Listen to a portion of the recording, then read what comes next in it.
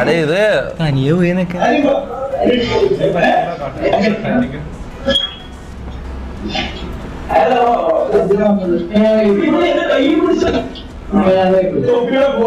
എടാ ഒന്നും ഇല്ലടാ.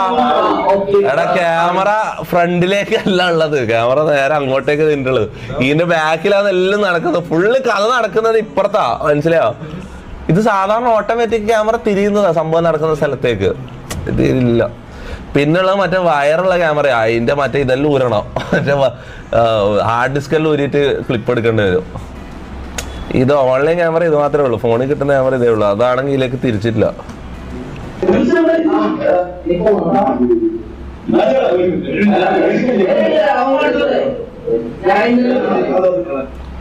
ആ സ്ക്രിപ്റ്റ് ആണ്.